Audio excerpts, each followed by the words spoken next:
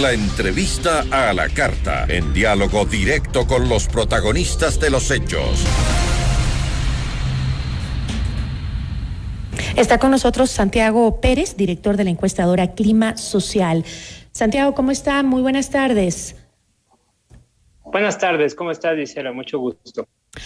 Santiago, el presidente dijo ayer: a los señores y señoras de la Asamblea Nacional los invito a trabajar por el bien del país, mantengamos la fe en nuestro sistema democrático. Hago un llamado a su más profundo sentimiento de civismo y de solidaridad hacia quienes hoy no tienen un trabajo. Esas fueron las palabras del presidente en su cadena nacional de anoche, en donde pues hizo la socialización de algunos de las reformas en temas tributarios y económicos.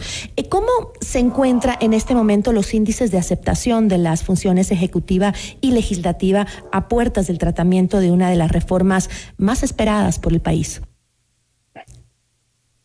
Bueno, nosotros hicimos una encuesta al haberse cumplido los primeros 100 días del gobierno de Guillermo Lasso.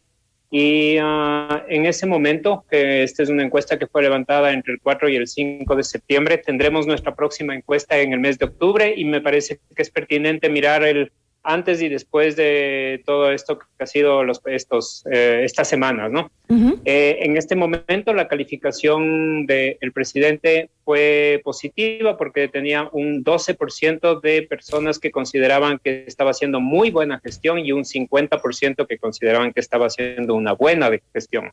Esto suma 62% de personas que están aprobando la gestión entre muy buena y buena, mientras que un 30% estaban calificando negativamente, desagregado de esta manera, 23% la calificó mala y 8% muy mala. Ahora, según las encuestas que usted ha realizado, entre las principales necesidades de la población se encuentra que uno o más miembros de las familias ecuatorianas tengan empleo, ¿no? Esa es la preocupación que hay dentro de las familias. ¿Considera que las reformas laborales tendrán entonces una mayor aceptación en la población, ya que se basan justamente, el nombre lo dice, creando oportunidades, que es lo que nos hace falta?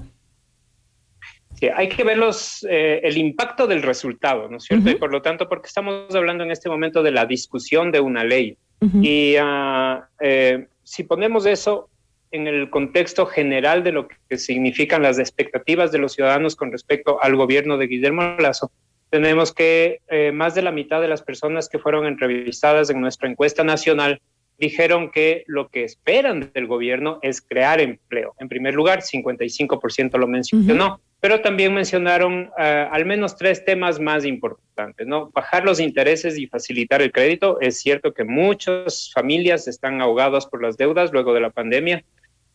Atraer la inversión extranjera con la esperanza de que esto también genere empleo y subir el salario básico. Y esas son las expectativas que también convergen con lo que fueron las ofertas de campaña de Guillermo Lasso. Nosotros analizamos y dijimos en su momento que estas eran expectativas antes que realizaciones todavía, ¿no? Y que recién está por verse luego del hito de la vacunación qué es lo que va a pasar en términos de gestión, el impacto que va a tener ello, y por lo tanto también poder hacer un análisis más profundo sobre lo que puede ser la calificación de la gestión del gobierno.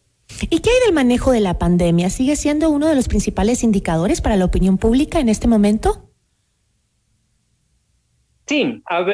Sí, con la observación de que en este momento, al haber una porción de la población alta que ya ha sido vacunada con las 2 dosis, este es un hito que ha sido logrado y el propio gobierno también lo celebró, digamos, ¿no? Uh-huh. La meta lograda y por lo tanto es como que si se hubiera producido un corte, ¿no es cierto? Ya logramos esta meta y le felicitamos, lo hizo bien, pero de ahora en adelante vienen otros retos. Me parece que eso es lo que está en el fondo de lo que es la opinión pública con respecto al gobierno, que es más una esperanza y una expectativa, es una esperanza y una expectativa positiva y que la gente espera que le vaya bien, más que una calificación sobre una gestión que ya ha sido realizada. Pero, ¿cómo ha modificado el plan de vacunación contra el COVID-19 la aceptación y la credibilidad del gobierno? Yo diría que ha sido un factor que ha mantenido una expectativa positiva, que ha mantenido al gobierno en un campo de expectativa positiva. Pero como usted dijo, tiene un límite. Al haberse desempeñado bien con este hito, digamos que ha logrado mantener y sostener una aprobación durante estos meses que probablemente ahora ya se pasa a otro nivel, ¿no? La gente ya espera que pasemos de eso, ¿no? O sea, como ya, ok, nos fue bien, pero vamos adelante con las otras necesidades. Sí, que es la economía principalmente. Acordémonos que estamos en un contexto muy complicado. En nuestra propia encuesta hemos encontrado que casi 4 de cada 10 hogares dicen que tienen muchas dificultades para llegar al fin de mes porque no les alcanzan los ingresos, y también 7 de cada 10 declararon que no tenían un empleo adecuado, lo cual son cifras muy complicadas, ¿no? Entonces, no es un gobierno que gobierna en circunstancias normales, se está trabajando en unas circunstancias insólitas, y eso podría darle como un poco de oxígeno porque la gente espera que le vaya bien, pero también podría generar impaciencia si es que no reacciona con la velocidad, la rapidez y la contundencia que se requiere. Justamente en medio de esas condiciones especialísimas y tan diferentes que vive este gobierno y vive el país, y considerando también que el gobierno anterior también vivió esos momentos diferentes, especiales, una pandemia, el inicio de la pandemia que fue un golpe terrible, y que llegó a tener menos del 4% de aceptación el gobierno anterior. ¿Cuáles han sido las principales razones para el incremento de la aceptación del gobierno actual, pero sin tomar en cuenta el tema de la vacunación? Sí, yo diría que cada gobierno tiene su propia dinámica. El gobierno de Lenín Moreno también empezó con una calificación no tan positiva, en realidad tenía algo más del 55% de aceptación al inicio, entre los meses de mayo, junio y julio del año 2017, y después con algunas medidas y el anuncio de la consulta popular esa calificación se incrementó. Para fines del año 2018 ya las líneas se habían cruzado, es decir, la calificación de Lenín Moreno era más negativa que positiva. Fines del 2018. De ahí en adelante fue una pendiente hacia abajo, ¿no? Creo que el gobierno de Lenín Moreno es difícil de clasificar en ese sentido. El gobierno anterior de Rafael Correa tuvo una calificación positiva durante toda su gestión, y diría yo que se podría parecer un poco más a lo que está viviendo el actual gobierno, ¿no? Un gobierno que tenía su propia consistencia ideológica y política, y por lo tanto pudo sostener sobre todo en el inicio de la gestión del gobierno de Rafael Correa con el incremento del bono de desarrollo humano y el anuncio de la consulta popular para la realización de la Asamblea Nacional Constituyente, fueron factores cruciales que apuntalaron la popularidad del gobierno en ese entonces. Ahora se parece un poco en el sentido de que la vacunación y ahora un anuncio de reformas estructurales en términos de las relaciones laborales podría ser que generen esta expectativa, este apoyo que es lo que necesita el gobierno. Sin embargo, no estoy tan seguro qué es lo que va a pasar, porque como no podemos todavía leer todas las reacciones de todos los actores sociales y políticos, vamos a tener que esperar unas semanas hasta ver un poco cómo toma la gente la ley que está planteada. Ahora, ¿cuál es el contraste de la aceptación del gobierno con la aceptación del legislativo? Sí, en el tema de la calificación del legislativo, yo diría que deberíamos considerar dos elementos. El primero, que es la calificación de la labor de la presidenta de la Asamblea Nacional. Vamos a ver si es que tengo aquí a la mano la calificación, si no me voy a acordar de memoria. La calificación de la gestión de la presidenta de la Asamblea Nacional, Guadalupe Llori, está en aproximadamente, porque no tengo la cifra en este momento aquí delante mío, de 40 positivos, 40 negativos. Para la fecha de la realización de la encuesta, que fue 4-5 de septiembre.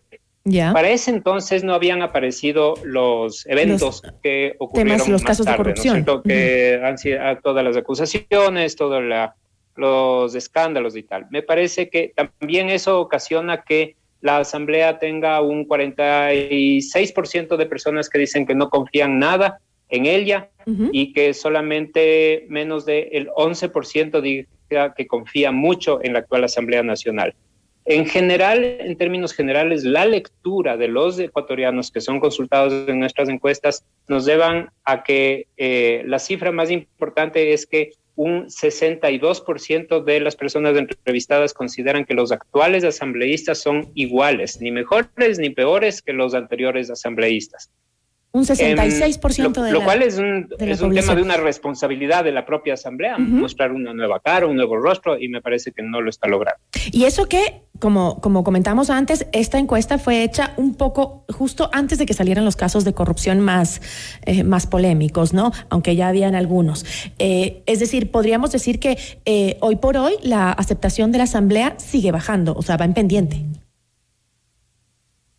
Sí, vamos a ver qué es lo que va a pasar en las próximas semanas. Tenemos mucha curiosidad por ver qué es lo que va a pasar en nuestro próximo estudio. Una vez que en este estudio se va a recoger ya el impacto de lo que ha sido las últimas semanas del desempeño de la presidenta de la Asamblea Nacional y del legislativo en su conjunto. Creo que han dado muy malas señales y me anticipo a pensar que es posible que la Asamblea no se encuentra con una buena calificación de la gestión ni con una confianza elevada, debido a que no hemos recibido señales claras, porque lo que espera la gente es mejorar sus calidades de empleo, tener ingresos, mejorar su economía. Y la pregunta es, ¿qué ha hecho la Asamblea para que eso sea así?